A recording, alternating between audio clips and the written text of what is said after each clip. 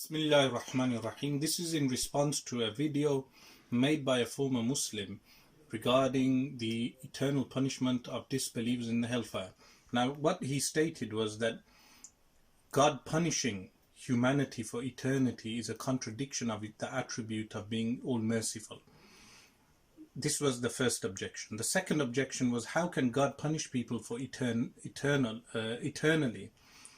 if they have a variety of religions to choose from, which is difficult for a person to make the right choice, as well as the weakness of the human brain and societal ills and different societal influences that may make a person influence a person in order that he make the wrong choice. So why would God punish someone for making the wrong choice when the person has a situation which would have made him make the wrong choice in the first place? These were the summary of the two objections. The response to the first is that the objection of the former Muslim has ignored the fact that Allah subhanahu wa ta'ala does not only have the attribute of all merciful, he has other attributes like al-Mudhil, the one who disgraces, al-Khafid, the one who lowers, and likewise Allah subhanahu wa ta'ala has multiple other attributes.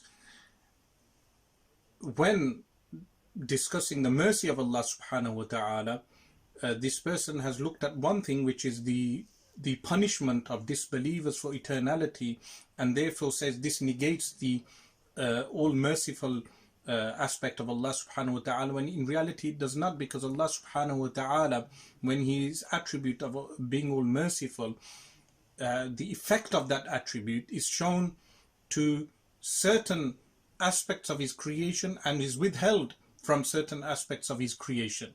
Meaning, in the Quran, Allah subhanahu wa ta'ala tells us regarding the favors he conferred on humanity with regard to certain things by choice, meaning Allah subhanahu wa ta'ala, God Almighty, makes the choice of giving humanity certain favors out of choice. But then God Almighty also in the Quran tells us that if humans make the wrong choices regarding certain things, then they will face the effect of his other attributes. One of those being, meaning the one who punishes, meaning Allah subhanahu wa ta'ala will punish them. So this punishment does not contradict the attribute of being all merciful, because him being all merciful, he has made some of those aspects of mercy, God Almighty, has made conditional.